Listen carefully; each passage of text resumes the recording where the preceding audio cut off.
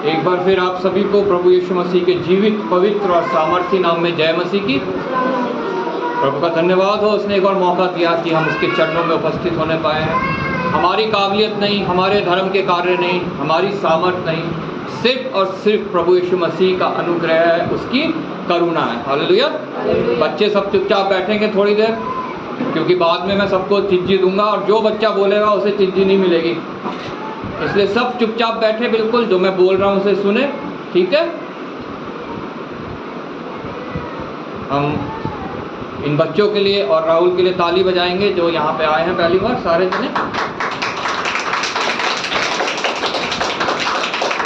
प्रभु यीशु मसीह के पवित्र नाम में मैं इनका अभिनंदन करता हूँ और ये विश्वास करता हूँ कि इनका आना हमारे लिए, इस कलीसिया के लिए, इस क्षेत्र के लिए आशीष का कारण बनेगा और बहुत सी आत्माएं प्रभु यीशु के नाम में यहाँ जीती जाएंगी और इनके लिए आशीष का कारण बनेगा कि प्रभु के वचनों में आगे बढ़ेंगे, उसकी सामर्थ को और जानेंगे, उसके आश्चर्य कर्म और चिन्ह और इनके ऊपर प्रकट होंगे। अब समय है जबकि हम वचन की ओर जा रहे हैं। वचन हमारे जीवन में सबसे महत्वपूर्ण चीज़ है। हमने प्रभु के लिए गीत गाए, आराधना करी, स्तुति करी, बहुत ज़रूरी है ये, क्योंकि हमारे होठों के बलिदान ही सिर्फ परमेश्वर हमसे चाहता है और कोई बलिदान वो हमसे नहीं चाहता। कोई भी चीज़ वो और हमसे नहीं चाहता है, सिर्फ हमारे होठों के बलिदान।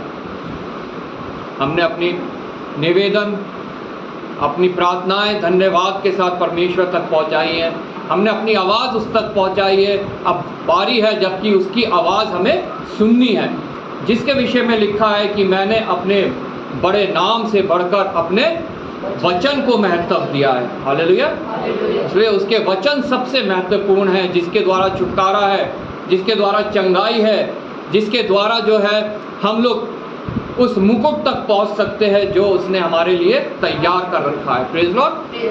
प्रभु के वचन से हम पढ़ेंगे पहला तीमुथियुस, जैसा भी हमने बाइबल रीडिंग में पढ़ा, 5 से लेकर 10 तक। पहला तीमुथियुस की पुस्तक, उसका 6 अध्याय 5 से लेकर 10 तक।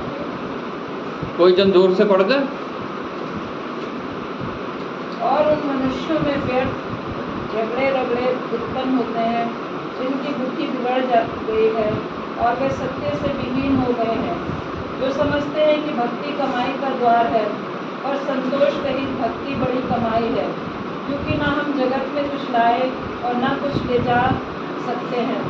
यदि हमारे पास खाने और पहनने को हो तो उसी पर संतोष करना चाहिए, पर जो धनी होना चाहते हैं वैसी परीक्षा और फंदे और बहुत सी व्यर्थ और हानिकारक लालसाओं में फंसते हैं, जो मनुष्यों को बिगाड़ देती है और विनाश के समुद्र में डुबा देती है। क्योंकि रुपये का लोभ सब प्रकार की बुराइयों की जड़ है, जिसे प्राप्त करने का प्रयत्न करते हुए बहुतों ने विश्वास से भटक कर अपने आप को नाना प्रकार के दुखों से छलनी बना लिया है। प्रभु का धन्यवाद हो उसके वचन के पढ़े और सुने जाने पे। एक और बात, अभी बहन ने प्रार्थना करी कि जो इस संसार को छोड़ गए उनकी आत्मा को शांति देना। जब हम इस शरीर को छोड़ देते हैं, उसके बाद इस पृथ्वी से कोई जितना मर्जी प्रार्थना कर ले, हवन कर ले, यज्ञ कर ले, किसी की आत्मा को शांति हम नहीं दिलवा सकते हैं। वो तैयारी हमने इस पृथ्वी पे करनी है कि हमारी आत्मा शांति वाली जगह जाएगी कि अशांति वाली जगह जाएगी। इसलिए किसी मृतक व्यक्ति के लिए प्रार्थना करना मसीहत में नहीं है, मसीह जीवन में नहीं होना चाहिए। अगर कलीसिया में किसी मृतक के लिए प्रार्थना हो रही है तो वो कलीसिया ही मृतक है, इसका मतलब मरी हुई कलीसिया है वो। इसलिए किसी भी मृतक व्यक्ति के लिए किसी भी कलीसिया में प्रार्थना नहीं होनी चाहिए, बल्कि जीवित लोगों के लिए प्रार्थना होनी चाहिए कि परमेश्वर उनको जो है सद्बुद्धि दे, उनके हृदय को नम्र बनाए और वो लोग जो है प्रभु यीशु मसीह को अपना निजी उद्धारकर्ता करके ग्रहण करे और वो लोग उस स्थान पे पहुँचे जो उनके लिए प्रभु यीशु मसीह तैयार करने गया है। हालेलुया। इसलिए कभी भी किसी मृतक व्यक्ति के लिए प्रार्थना नहीं होनी चाहिए, क्योंकि ये एक मृतक कलीसिया का चिन्ह होता है। Praise Lord. इसलिए जब भी हम प्रार्थना करें इस बात को हम ध्यान में रखें। ये बहुत बार मैं पहले भी बोल चुका हूँ कि जहाँ भी आपने ये प्रार्थना सीखी है वो मृतक कलीसिया होएगी, क्योंकि किसी भी जीवित कलीसिया में किसी मृतक के लिए प्रार्थना नहीं की जाती है। हालेलुया। इसलिए इस बात को हमेशा ध्यान में रखें कि कभी भी किसी मृतक जन के लिए प्रार्थना हमने नहीं करनी। हाँ, उनके घर वालों के लिए प्रार्थना करो कि प्रभु उनको शांति दे, उनको अक्ल बुद्धि ज्ञान दे, उन तक वह भी वचन पहुंचने पाए और वो प्रभु में आने पाए। हालेलुया। हम सब लाजर और धनी व्यक्ति वाली कहानी जानते हैं, वचन में जो लिखी है। इब्राहिम ने क्या कहा, चाहे यहाँ से भी कोई चला जाए तो भी वो विश्वास नहीं करेंगे। इसलिए जो लोग वहाँ पे है, जिन्हें वहाँ भेजा गया है, वो उनकी सुने। वचन उनके बीच में है, प्रचारक उनके बीच में है, भविष्यवक्ता उनके बीच में है। जब वो उनकी नहीं सुनते हैं तो अगर यहाँ से कोई उनके पास भेज दिया जाए तो क्या वो उसकी सुनेंगे? कभी भी नहीं। इसलिए किसी मृतक व्यक्ति की प्रार्थना करना जो है वो व्यर्थ बात है और वो एक मृतक कलीसिया की निशानी है। हालेलुया। प्रभु का एक बार फिर धन्यवाद करते हैं कि उसका वचन हमारे बीच में है, प्रभु की आत्मा हमारे बीच में है। वचन परमेश्वर की आत्मा की प्रेरणा से लिखा गया है और उसका वचन सिर्फ हमें उसकी आत्मा ही समझा सकती है जिसकी प्रेरणा से ये लिखा गया है। और उसका वादा है, जहाँ 2 या 3 मेरे नाम से इकट्ठा है मैं उनके बीच में उपस्थित हूँ। यहाँ तो हम कई अधिक है 2 या 3 से। और उस बच्चे यहाँ पे हमारे बीच में उपस्थित है जिसने उससे कहा, अगर तुम इनमें से किसी को एक को भी अगर ग्रहण करते हो तो तुम मुझे ग्रहण करते हो। हालेलुया। मैंने कहा बच्चों को मेरे पास आने दो, उन्हें मना मत करो, क्योंकि स्वर्ग का राज्य ऐसो ही का है। इन्हें कुछ नहीं पता दुनियादारी के बारे में, इन्हें कुछ नहीं पता पाप क्या है और पुण्य क्या है। ये सिर्फ अपने जीवन को एक विश्वास के ऊपर जीते हैं, वो है इनके माता पिता। हालेलुया। इसलिए प्रभु का वचन कहता है, बच्चों के समान अगर मुझे ग्रहण करो, मतलब जैसे बच्चे अपने माता पिता पे विश्वास करते हैं वैसे तुम मुझ पे विश्वास करो तो स्वर्ग का राज्य तुम्हारा है। हालेलुया। हम किसी बच्चे को माता पिता लेते हैं, गोदी में लेते हैं, उछालते हैं, खुश होता है, वो डरता नहीं है कि कहीं मैं नीचे ना गिर जाऊं, उसके हृदय में जरा भी भय नहीं होता है। ऐसे ही प्रभु चाहता है हमारे हृदय में भी जरा भी भय ना हो, चाहे हमारे जीवन में कुछ भी व्यतीत होता रहे। हालेलुया। प्रभु के वचन में अभी हमने पढ़ा, और उन मनुष्यों में व्यर्थ रगड़े झगड़े उत्पन्न होते हैं जिनकी बुद्धि बिगड़ गई है। संसार की चकाचौंध, शैतान की चालें, हमारी लालसाएं, हमारी अभिलाषाएं तो संसार की चीज़ों के लिए होती हैं, उसके द्वारा मनुष्य की बुद्धि बिगड़ भी सकती है। लेकिन उसे बिगड़ने से रोकने के लिए हमारे पास एक हथियार है, प्रभु का पवित्र वचन, प्रभु के लोगों से संगति, प्रभु की उपस्थिति में हाजिर होना। अगर ये हम सब करते हैं तो हमारी बुद्धि कभी भी बिगड़ नहीं सकती है। लेकिन फिर भी कई लोगों की बुद्धि बिगड़ जाती है जो ये सब को तुच्छ जानते हैं, इन चीज़ों को। उनके विषय में लिखा है, और उन मनुष्यों में व्यर्थ रगड़े झगड़े उत्पन्न होते हैं जिनकी बुद्धि बिगड़ गई है। कई बार हम कई कलीसियाओं में देखते हैं बहुत सारे रगड़े झगड़े लड़ाइयाँ जो है वहाँ पे उत्पन्न हो जाती हैं। कोई ऊंची कुर्सी पाना चाहता है, चर्च का मैनेजमेंट चाहता है, इलेक्शंस होते हैं, लड़ाइयाँ होती हैं, झगड़े होते हैं। लेकिन प्रभु का वचन कहता है उनकी बुद्धि बिगड़ गई है। और उनके विषय में आगे लिखा है, और वह सत्य के विहीन हो गए हैं। हालेलुया। सत्य क्या है? प्रभु का वचन सत्य है। और वचन क्या है? वचन हमारे बीच में देहधारी हुआ और वो है प्रभु यीशु मसीह। हालेलुया। सत्य प्रभु यीशु मसीह ही है। और जो ऐसा कार्य करते हैं वो प्रभु यीशु मसीह से विहीन हो गए हैं, मतलब उनके पास अब प्रभु यीशु मसीह नहीं है। जिनमें मेरी आत्मा नहीं वो मेरे नहीं है, प्रभु का वचन साफ कहता है। और जो ऐसा करते हैं उनमें प्रभु की आत्मा कभी भी नहीं होती है, तभी वो ऐसा करते हैं। इसलिए प्रभु के वचन में लिखा है वो सत्य से विहीन हो गए हैं, क्योंकि ये वो सत्य है जिसको जब हम जानते हैं तो हम स्वतंत्र हो जाते हैं। हालेलुया।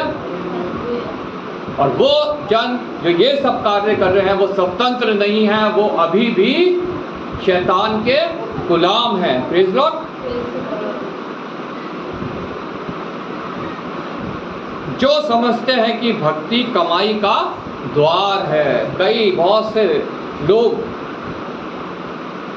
भक्ति को सोचते हैं कि ये कमाई का द्वार है, इसके द्वारा हम कमाई कर पाएंगे, इसके द्वारा जो है हम ऐशो आराम की ज़िंदगी व्यतीत कर पाएंगे, इससे कमाए हुए धन को हम अपने भोग विलास में इस्तेमाल करने पाएंगे।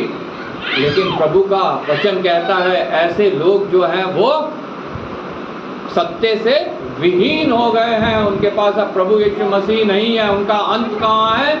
उस जगह पे जो शैतान और उसके सेना के लिए, उसके दूतों के लिए तैयार किया गया है। Praise Lord. इसलिए बहुत गंभीरता के साथ इस कार्य को हमने लेना है जो परमेश्वर की भक्ति है, क्योंकि लिखा है संतोष सहित भक्ति। जो समझते हैं भक्ति कमाई का द्वार है, पर संतोष सहित भक्ति बड़ी कमाई है। इससे बड़ी कमाई हमारे लिए कुछ नहीं कि हम परमेश्वर की संतोष सहित भक्ति करें, चाहे हमें कुछ मिले चाहे हमें ना मिले। हमारा प्रतिफल कहाँ से है? प्रभु यीशु मसीह की ओर से। हालेलुया। हमारे जीवन में संतोष होना चाहिए, हम तृप्त रहने चाहिए।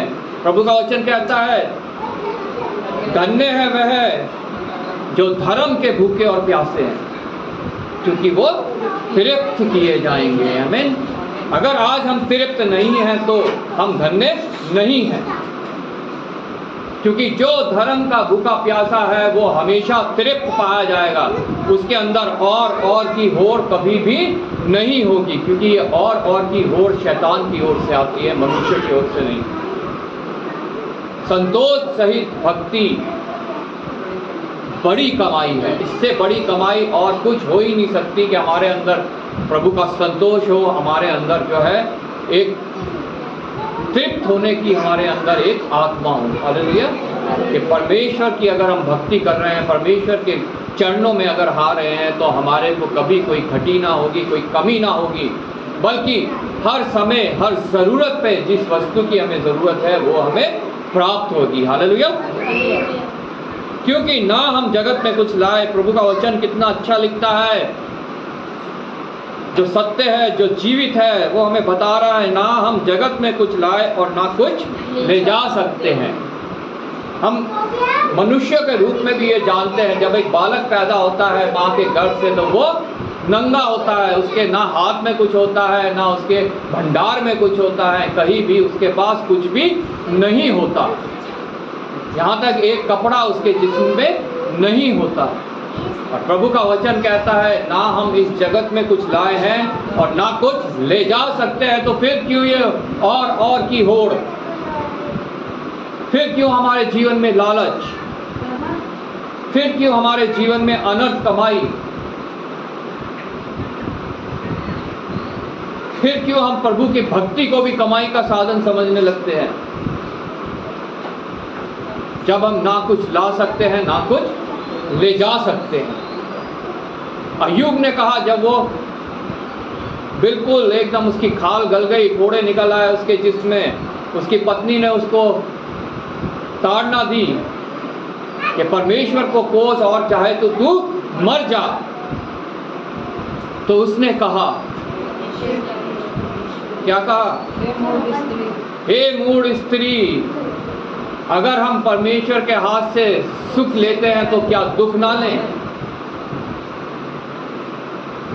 जब उस परमेश्वर से हम सुख की अभिलाषा करते हैं, उससे लेते रहते हैं, तो क्या कोई अगर हमारे ऊपर ताड़ना आ गई, कोई दुख आ गया, तो क्या हम उसको कोसने लगे या और कहीं जाके हम माथा टेकने लगे किसी और सो कॉल्ड गुरु के पास, किसी और जगह पे जहाँ पे प्रभु यीशु मसीह का वास कभी भी नहीं हो सकता, उन जगहों पे जाके हम माथा टेके, वहाँ मन्नतें माने? प्रभु का वचन कहता है ना हम कुछ ला सकते हैं और ना ले जा सकते हैं। अय्यूब ने कहा प्रभु ने दिया, परमेश्वर ने दिया, परमेश्वर ने दिया लिया, उसका नाम धन्य हो। वही हमें सारी सामर्थ देता है हमारे कार्य करने के लिए, हमारे कमाई करने के लिए, हमारे को संभालने के लिए, हमारे परिवार को संभालने के लिए, हमारी कलीसिया को संभालने के लिए, हमारे मोहल्ले को, हमारे देश को संभालने के लिए सारी सामर्थ जो है हमें परमेश्वर की ओर से मिलती है। क्योंकि ना हम जगत में कुछ लाए और ना कुछ ले जा सकते हैं। आगे 8वीं आयत में लिखा है, यदि हमारे पास खाने और पहनने को हो, यदि हमारे पास खाने और पहनने को हो तो इन्हीं पर संतोष करना चाहिए। हालेलुया। मैं समझता हूँ कोई भी मसीह जन कभी भूखा नहीं सोता होगा। जो सचमुच में हृदय जिसका परिवर्तन हो चुका है, जो सचमुच में अब नई सृष्टि है, वो कभी भी कोई जन भूखा नहीं सोता होगा, ना ही उसके घर में कोई कभी भूखा सोता होगा। चाहे आधी रोटी खाए, चाहे एक रोटी खाए, चाहे बिरयानी खाए, चाहे और कोई पिज्ज़ा खाए, बर्गर खाए, कितना महंगा भी खाना खाए, छोटे से लेकर बड़े तक कुछ भी खाए, लेकिन परमेश्वर उसे मुहैया ज़रूर करवाता है। हालेलुया। और हमारे सबके तन भी ढके हुए हैं कपड़ों से। Praise Lord. प्रभु का वचन कहता है, यदि हमारे पास खाने और पहनने को हो तो इन्हीं पर संतोष करना चाहिए। संतोष सहित भक्ति बड़ी कमाई है। हालेलुया। मसीह जन को कभी भी असंतुष्ट नहीं होना चाहिए, कभी भी और की लालसा नहीं होनी चाहिए कि मेरा घर छोटा है, मुझे बड़ा घर चाहिए, मेरे पास साइकिल है, मुझे कार चाहिए। कभी भी मसीह जन को जो है ऐसी लालसाएं नहीं करनी चाहिए, क्योंकि प्रभु का वादा है जिसको जिस समय जिस चीज़ की ज़रूरत है वो उसे मुहैया करवाई जाएगी। वो कहता है कभी किसी भली वस्तु की तुम्हें घटी ना होगी। आज तुम्हें साइकिल की ज़रूरत है, तुम्हारे पास साइकिल है, तुम उसका संतोष सहित इस्तेमाल करो। एक दिन वो भी आएगा जब तुम्हें कार की अगर ज़रूरत होगी तो तुम्हारे को कार भी मुहैया कराई जाएगी। आज तुम किराए के घर पे रहते हो, छोटे से घर पे रहते हो, संतोष सहित वहाँ पे रहो, बिना कुड़कुड़ाए, बिना गुड़गुड़ाए प्रभु से प्रार्थना करते हुए। और जिस दिन प्रभु को ये दिखेगा कि इसे अब अपने घर की, बड़े घर की ज़रूरत है, तो वो भी तुम्हें मुहैया किया जाएगा। हालेलुया। लेकिन अगर अपने भोग विलास में उड़ाने के लिए हम प्रार्थनाएं करते हैं तो वो प्रार्थना कभी भी सुनी नहीं जाती और हम फिर प्रभु से बैकस्लाइड हो जाते हैं। हम कहते हैं इस प्रभु के पास तो कुछ भी नहीं है। लेकिन मेरे बहनों भाइयों, ऐसा नहीं है। अगर हम विश्वास सहित प्रार्थना करते हैं और अपने हृदय में विश्वास कर लेते हैं कि ये मेरे लिए हो गया है, और वो अपने भोग विलास में उड़ाने के लिए नहीं है, हमारी ज़रूरत के लिए है, तो परमेश्वर अपने स्वर्ग का भंडार खोल के हमें वो देता है। हालेलुया। ये मेरी अपनी गवाही है और आप में से भी बहुत की ये गवाही हो सकती है। हालेलुया। कभी परमेश्वर के डरवैये को किसी भली वस्तु की घटी नहीं होती है। प्रभु का वचन हमें बताता है जो जीवित है, जो सामर्थ्य है, जो हमसे बातचीत करता है। यदि हमारे पास खाने और पहनने को हो तो इन्हीं पर संतोष करना चाहिए। लेकिन आगे एक चेतावनी हमारे लिए लिखी गई है, उस चेतावनी को हमने बहुत ध्यान से सुनना है और जांचना है कि कहीं हम ऐसा तो नहीं कर रहे हैं जैसा यहाँ लिखा गया है और हम भी नाश हो। पर जो धनी होना चाहते हैं वे ऐसी परीक्षा और फंदे और बहुत सी व्यर्थ और हानिकारक लालसाओं में फंसते हैं जो मनुष्य को बिगाड़ देती है और विनाश के समुद्र में डुबा देती है। हालेलुया। आज इसी समय वो समय है जब हम अपने आप को जांचें। अभी हमने भजन संहिता 118 में पढ़ा, आज वो दिन है जो यहोवा ने बनाया है। निश्चय आज वो दिन है, क्योंकि वो प्रतिदिन का जीवन हमें देता है, कल का जीवन हमारा नहीं है। इसलिए आज अपने आप को जांचें कि कहीं हम वो तो नहीं जो धनी होना चाहते हैं, जो धनी होना चाहते हैं, क्या हम वो तो नहीं हैं? क्योंकि कल हो सकता है हमारे पास मौका ना हो। और हम विनाश के गड्ढे में चले जाएं। हालेलुया। पर जो धनी होना चाहते हैं वह ऐसी परीक्षा और फंदे और बहुत से व्यर्थ और हानिकारक लालसाओं में फंसते हैं। बहुत सी परीक्षाएं में फंस जाते हैं। जो धनी होना चाहते हैं वो अंधेर करके धनी होना चाहते हैं, वो गलत काम करके धनी होना चाहते हैं, वो प्रभु की भक्ति को कमाई का साधन बना लेते हैं, वो दूसरों से छीन कचोट करते हैं, उनका जो है उसे वो अपना बनाना चाहते हैं। वो ऐसे ऐसे तरीके अपनाते हैं जो परमेश्वर की ओर से नहीं है, शैतान की ओर से है। परमेश्वर की ओर से हमारे लिए क्या तरीका है हमें हमारे जीवन निर्वाह इस पृथ्वी पे करवाने के लिए, जो हमारे को उसने कार्य दिया है, चाहे वो छोटी नौकरी है, चाहे बड़ी नौकरी है, चाहे छोटा बिजनेस है, चाहे बड़ा बिजनेस है। अगर उसमें हम व्यर्थ की लालसाओं में नहीं फंसते हैं, व्यर्थ की परीक्षाओं में नहीं फंसते हैं, और हमारे अंदर कोई ऐसे काम नहीं पाए जाते हैं जो हमें बिगाड़ दे और विनाश के समुद्र में पहुंचा दे, तो वो जो तरीका है वो परमेश्वर की ओर से है, और इसके आगे के सारे तरीके वो शैतान की ओर से, जो लालच देता है। जिसने प्रभु यीशु को भी लालच दिया, देख संसार का सारा वैभव, सारा धन दौलत, सब कुछ जो है मैं तुझे दे दूंगा अगर तू झुक के मुझे दंडवत करे। आज वो शैतान मुझे भी वो लालच दे रहा है, आपको भी वो लालच दे रहा है। क्या हम प्रभु यीशु मसीह की तरह कहते हैं लिखा है? इस वचन को हम जानते हैं कि नहीं जानते हैं? ये हमारे हृदय में वास करता है कि नहीं करता है? अगर नहीं करता है तो हम शैतान को दंडवत कर देंगे और विनाश के समुद्र में पहुंच जाएंगे। और अगर जानते हैं तो हम कहेंगे लिखा है, मुझे ऐसा नहीं करना है। हालेलुया। एक बड़ा सा ना हम बोल देंगे, नहीं मैं गलत काम नहीं करूंगा। हालेलुया। चाहे मेरे पास थोड़ा ही है, मैं उसी में संतोष करूंगा, क्योंकि ये मेरे प्रभु की ओर से मुझे मिला है, और जो कुछ मेरे को मेरे प्रभु की ओर से मिला है वो मेरे लिए उत्तम है, उससे अच्छा मेरे लिए कुछ भी नहीं हो सकता। Praise Lord.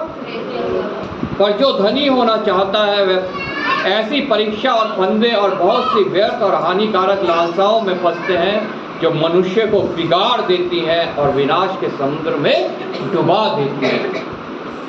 जांचिए, मैं अपने को जांचूंगा, आप अपने आप को जांचिए इस वचन के प्रकाश में। हालेलुया।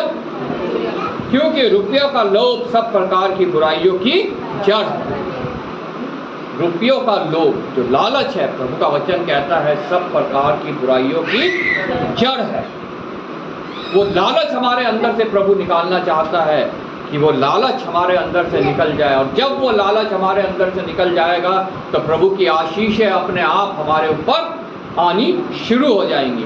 उसका वचन कहता है पहले तुम धर्म और धार्मिकता की खोज करो, तब सारी बाकी वस्तुएं अपने आप तुम्हारा पीछा करेंगी, तुम्हें उनके पीछे जाने की जरूरत नहीं है। एक लालची इंसान पीछे जाता है, लेकिन जिसके अंदर लालच नहीं है, संतोष है, उसके पीछे ये चीज़ें आती हैं और वो उसका इस्तेमाल करता है अपना जीवन निर्वाह करने के लिए, ना कि अपने भोग विलास में उड़ाने के लिए। लेकिन लालची व्यक्ति उनका पीछा करता है कि वो मेरे को मिल जाए और उनको मैं अपने भोग विलास में उड़ा दूं। हालेलुया। क्योंकि रुपयों का लोभ सब प्रकार की बुराइयों की जड़ है, जिसे प्राप्त करने का प्रयत्न करते हुए बहुतों ने विश्वास से भटक कर अपने आप को नाना प्रकार के दुखों से छन्नी बना लिया है। हालेलुया। जिसे प्राप्त करने का प्रयत्न करते हुए, मतलब धन दौलत को, अपनी भोग विलास की वस्तुओं को, अपनी अभिलाषा पूरी करने को, अपनी लालसाएं पूरी करने के लिए जिन्होंने उनको प्राप्त करने के लिए प्रयत्न किया है, उसके बारे में लिखा है जो ऐसा करते हैं उनमें से बहुतों ने विश्वास से भटककर, वो विश्वास से भटक जाते हैं, विश्वास से भटककर अपने आप को नाना प्रकार के दुखों से छन्नी बना लिया है। और फिर हम कोसते हैं परमेश्वर को कि मेरे ऊपर ये तकलीफ क्यों आई, जबकि वो करतूत हमारी होती है कि हमने प्रभु के वचन को नहीं माना और शैतान की बातों को मानते हुए हम लालची हो गए, हम धन के पीछे दौड़ने लगे, हम अपनी भोग विलास की वस्तुओं के पीछे दौड़ने लगे। प्रभु का वचन हमें बताता है, अभी जैसा हमने पढ़ा था हबक्कुक की पुस्तक में, उसकी मेमोरी वर्स हमने पढ़ी 17 और 18। प्रभु के जन को कैसा होना चाहिए, उसे कुछ मिले चाहे ना मिले, उसे प्रभु को हमेशा अपना निजी उद्धारकर्ता मांगना है, अपना स्रोत मांगना है कि जो कुछ मुझे मिलेगा वो मेरे परमेश्वर की ओर से मिलेगा, और विश्वास योग्यता से उस कार्य को करते रहना है जो उसने हमें सौंपे हैं। हालेलुया। चाहे वह छोटा कार्य है, झाड़ू पोछा लगाने का कार्य है, या वो एक अफसर का कार्य है, एक कुर्सी में ऑफिसर की तरह बैठने का कार्य है, उन कार्यों को हमने ईमानदारी से प्रभु का भय मानते हुए संतोष सहित करना है। वो भी एक संतोष सहित भक्ति है। हालेलुया। और जिसका प्रतिफल हमें परमेश्वर की ओर से मिलता है, उसकी कमाई आशीषित होती है और वो उसके लिए पर्याप्त होती है, बल्कि हर एक भले काम के लिए उनके घर में कुछ पाया जाता है। Praise Lord. उनके बच्चे आशीषित होते हैं, वो अपने नाती पोतों को भी देखने पाते हैं। हालेलुया। यहाँ पे लिखा है, क्योंकि चाहे अंजीर के वृक्षों में फूल ना लगे और ना दाख लताओं में फल लगे, चाहे मेरे जीवन में कोई भी ऐसा कार्य ना हो जो बढ़ोतरी का हो रहा हो, जो संसारिक शारीरिक भौतिक बढ़ोतरी का हो रहा है, मेरे जीवन में वो कार्य नहीं हो रहा हो। जलपाई के वृक्ष में केवल धोखा पाया जाए और खेतों में अन्न ना उपजे, कुछ भी मेरे पास ना हो, मेरी भेड़ चालों में बकरियां ना रहें और ना थानों में गाय बैल रहे, मतलब हमारे जो भंडार है वो भी खाली हो जाए, हमारा बैंक अकाउंट खाली हो जाए, हमारे घर में जो पैसे रखे हैं वो खत्म हो जाएं, तो भी आगे इसमें लिखा है भेड़ चालों में भेड़ बकरियां ना रहें। उस समय ये लोगों के धन होता था, ये जो इसमें लिखा है सारी चीजें, और ना थानों में गाय बैल हो, तो भी मैं यहोवा के कारण आनंदित और मगन रहूंगा। हालेलुया। क्या हम ऐसा कह सकते हैं? अगर हम ऐसा कह सकते हैं तो निश्चय हमें कोई चिंता करने की जरूरत नहीं है, क्योंकि प्रभु का वचन हमें बताता है, जो सत्य है, जीवित है, कि प्रभु को मेरी चिंता मुझसे बढ़कर है, मेरे परिवार की चिंता मुझसे बढ़कर है, मेरे कलीसिया की चिंता मुझसे बढ़कर है। हालेलुया। चाहे कुछ भी ना रहे, तब भी अगर मैं परमेश्वर में आनंदित हूँ, उसकी भक्ति को, संतोष भक्ति को कर रहा हूँ, जो मेरे लिए वो ही बहुत बड़ी कमाई है। हालेलुया। तो भी मैं यहोवा के कारण आनंदित और मगन रहूंगा और अपने उद्धारकर्ता परमेश्वर के द्वारा अति प्रसन्न रहूंगा। मेरा उद्धारकर्ता परमेश्वर, मेरा यीशु मसीह, जो मेरे लिए इस संसार में आया, मेरे लिए मारा गया, मेरे लिए गाड़ा गया और मेरे लिए तीसरे दिन जी उठा और आज पिता के दाहिने बैठा है, ताकि मेरे लिए वो वकालत कर सके कि अगर मैं से कोई गलती गुनाह हो जाए तो वो वकालत कर सके, हे पिता, इसके सारे पाप मैंने अपने ऊपर लेके क्रूस में ठोक दिए हैं, इसलिए अब ये बेगुनाह है, इसके ऊपर दंड की आज्ञा नहीं है। और अपने उद्धारकर्ता परमेश्वर के द्वारा अति प्रसन्न रहूंगा। वो मेरा निज उद्धार करता है। प्रभु का वचन बताता है हमारा छुटकारा कैसे हुआ है, हमारा उद्धार कैसे हुआ है। हमारे धर्म के कार्य नहीं है, हमारी सामर्थ्य नहीं है, किसी मनुष्य के द्वारा नहीं है, किसी और देवी देवता के द्वारा नहीं है, सिर्फ और सिर्फ अनुग्रह के द्वारा, जिस पे हम विश्वास करते हैं उसके द्वारा हमारा उद्धार हुआ है, हमारा छुटकारा हुआ है। और वो कौन है? प्रेरितों का काम 4:12 में लिखा है, आकाश के नीचे मनुष्यों के बीच में केवल एक नाम दिया गया है जिसके द्वारा उद्धार।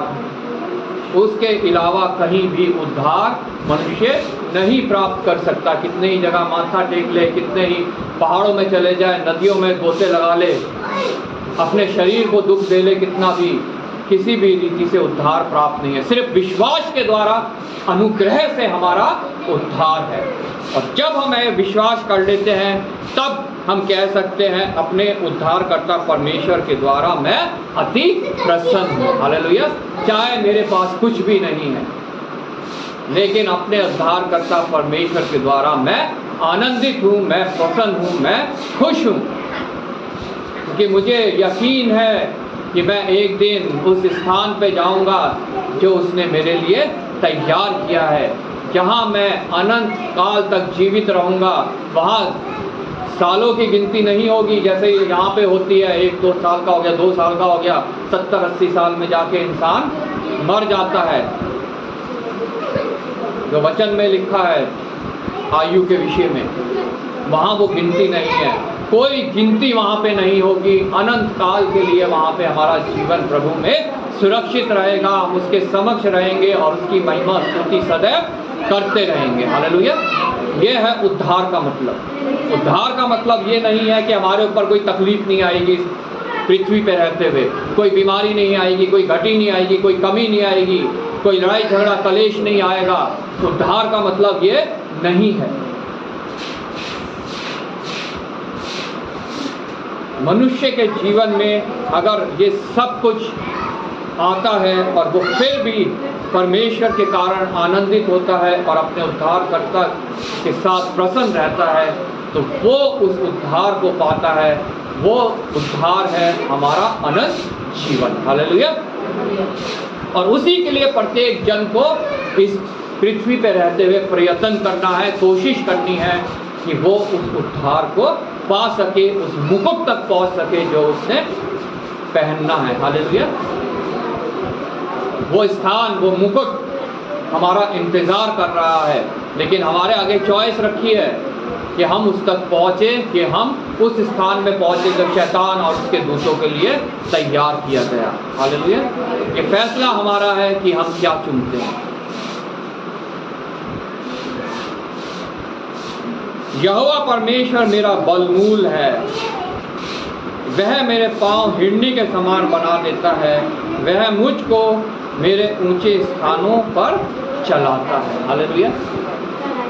कोई सांसारिक शक्ति, कोई हमारी सामर्थ, हमारी धन दौलत, हमारे रिश्तेदार, हमारी नौकरी, हमारी डिग्रियां, हमारी पढ़ाई, अगर उसको हम अपना बलमूल मानते हैं तो हम परमेश्वर के कभी भी नहीं हो सकते। हम कभी भी उसकी संतोष सहित भक्ति नहीं कर सकते, जो बड़ी कमाई है।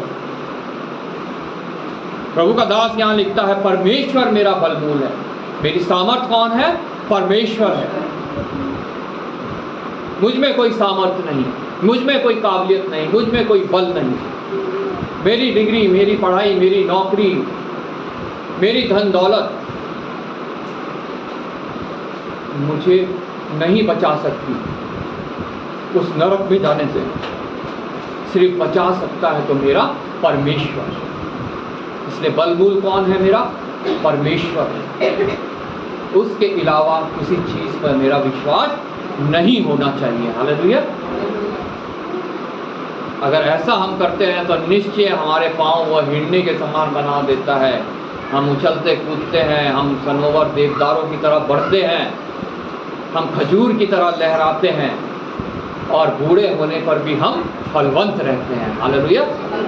तब भी हमारे जीवन से आत्मा के फल उत्पन्न होते रहते हैं, दूसरों के लिए भलाई के कार्य उत्पन्न होते रहते हैं, दूसरों के लिए प्रार्थनाएं हम करते हैं, दूसरों तक प्रभु के वचन को हम पहुंचाते हैं और उसके लिए हम फल लाते हैं। हालेलुया।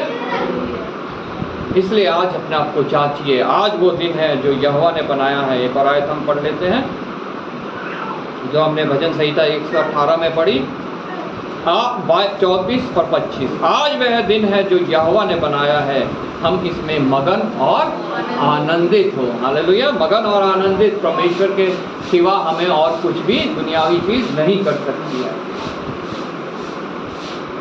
हे यहोवा विनती सुन, उद्धार कर। आज उससे विनती करिए, प्रभु मेरा उद्धार कर। आज वो दिन है, आज वो समय है जब हम उसके चरणों में आ सकते हैं। हम यहाँ तो बैठे हैं, हो सकता है हम में से कई जन उसके चरणों में अभी भी उपस्थित ना हो, अभी भी हमारा दिमाग उन्हीं बातों की ओर जा रहा हो जो शैतान ने हमारे दिमाग में डाल रखी है। लेकिन आज वो समय है, आज वो दिन है जब हम विनती कर सकते हैं, हे यहोवा विनती सुन, उद्धार कर। हे यहोवा विनती सुन, सफलता दे। उद्धार हमारे से नहीं हो सकता, अगर हम कोशिश करेंगे तो सफलता हमारा परमेश्वर हमें देगा। तो आज ही वो विनती करिए, आज ही वो वचन को पढ़िए, वचन को मनन करिए, संगति करिए, ताकि आपको सफलता मिल सके, आप भी नया जीवन पा सके। जैसा कुरिन्थियों की पुस्तक में लिखा है कि पुरानी बातें बीत गई, अब सब कुछ नया हो गया। आज हमारे जीवन में सब कुछ नया हो जाना चाहिए, ताकि हम उसे अपना निजी उद्धारकर्ता ग्रहण करके अपने जीवन को उसके मार्गों में सौंप दें। हालेलुया। प्रभु आपको इस वचन के द्वारा आशीष दे।